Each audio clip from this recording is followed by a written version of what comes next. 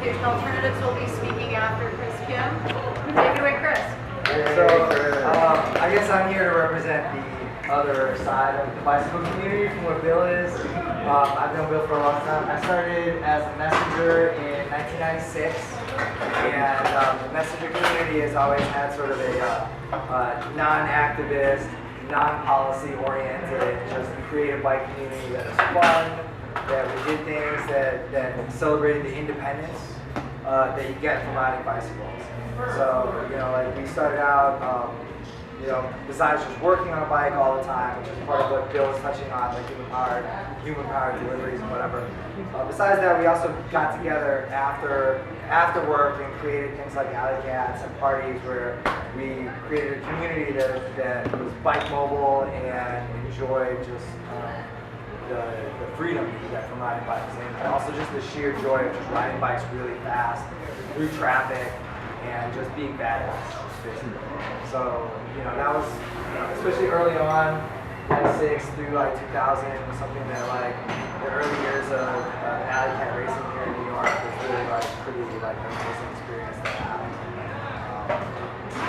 From there, like kind of mushroomed and developed into a larger bike community that's more interested in, not just in like, every day you ride a bike, you're out there and you're thinking about your personal safety and kind of your rights as a cyclist and like how to make life better. But you also just want to be out there and just enjoy riding and build a community around being a cyclist, because there's something about being out there and surviving the streets that like gives you the sense of kinship with everybody else that you see on a bike, especially back in the old days. Very much, even if you were a messenger, you saw somebody every day commuting, you'd be like, that guy is fucking hardcore. He's out here on the same days that I'm riding to work in the rain. He's riding to work. He might not work all day in the rain, but he's still riding to work in the rain. I gotta give him props. So there's a lot of that that went on early on. Some of the like watershed events. There was Kevin Squid Bolger was supposed to show up tonight. He's one of really the early organizers of alley cats that kind of like established alley cats as a year-to-year tradition.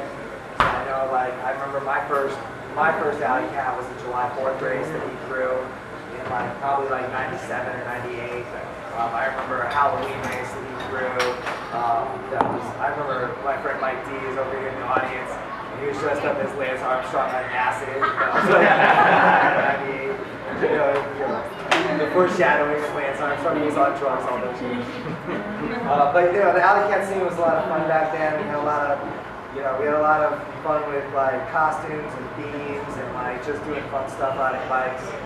Really came to a head in 2001. We're talking about the timeline. There was an event called the Warriors Race, which was 2001. 2002. Yeah. So everything's kind of fuzzy years. But the Warriors was really a good time. Yeah, it was like kind of like a epoch-making alley cat event. It had taken what was at one point like a bunch of people who worked together and rode and raced and turned it into like 1,000 people on teams with teams riding all night from the Bronx to Brooklyn, like reenacting the movie The Warriors. And it was really the first time for me that I had seen like 1,000 people show up for an event on bicycles all at once. People came from all over the place too. It wasn't just New York people, it was people from, and it wasn't just like, before that we had messengers who would be at alley cats, and it was just like a lot of other people from New York who just rode bikes around came to this event. And a lot of people from other cities who were messengers or not messengers, came from Boston, DC, Los Angeles, San Francisco, like Prague, like Japan, like all these different places people came from. And to see 1,000 people at the start of this race was amazing. And it's like this really like to see everybody's own costumes and different like get-ups, and every team had a theme. So it was like really like a gathering of the tribes. This is the first time that I'd seen like bicycle community really develop into something that was worldwide and such a huge like. For anybody who was there, it was really like an event that was never forget. So, that was really like kind of transformed my relationship with the community too. Because before that, I'd been a messenger, I've been an occasional racer, I've been like, like hang out, get drunk, fuck off. But like after that, I got interested in organizing events and like to bring that community to make it like sustain it and to make it something like more special for everybody. So fast forward a couple of years. In 2005, New York City hosted the Cycle Messenger World Championships. And I think probably to this day it was one of the biggest world championships ever. It was definitely up until that point the biggest, most organized world championship. Brought the entire messenger community and a lot of people from the greater cycling community together to do a project that took like probably 6 to 8 months to really organize.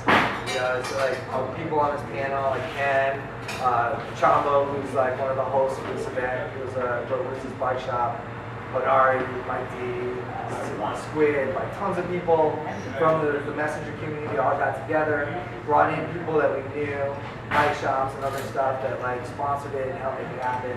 It was just an amazing event to host here in the city.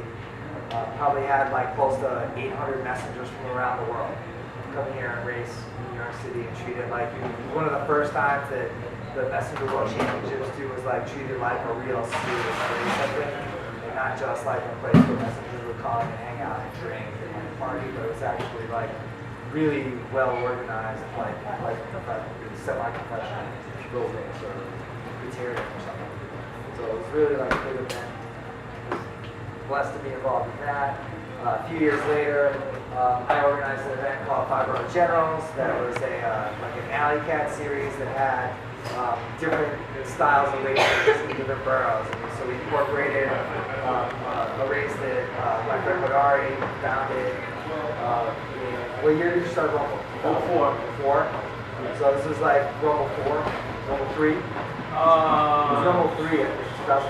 No, Rumble 3. Rumble 4. Yeah, that's 4. Rumble 4. So it's the 4th year. Or was it 5? No, it's 5. No, it's 4. It's 2004.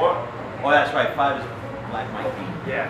So 2004 or 2008 we did 2007. 2007. So 2007 we did this like 5 borough alley cat series, and from that event like kind of built like a series of different events that all shared a common theme, and like the kid who eventually won the race, the whole series, is Dan Chabanoff, Jersey Dan, who is now actually like a sponsored road and cyclocross racer. It's like, from that race, it was like he won his first bike, that the next season he went and raced in like organized, UCI races, and now he's like a pro racer. So it's like one of these things where the community is just sponsored people and like foster people into like other roles in the greater community of bicycling.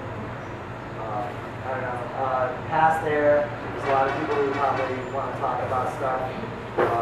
So that's kind of like where I come from, and where for me, I guess I'd be remiss not to mention Monster Track, since I have a relationship with Monster Track. So Monster Track is a midwinter event. It started in 2001, maybe? 2000.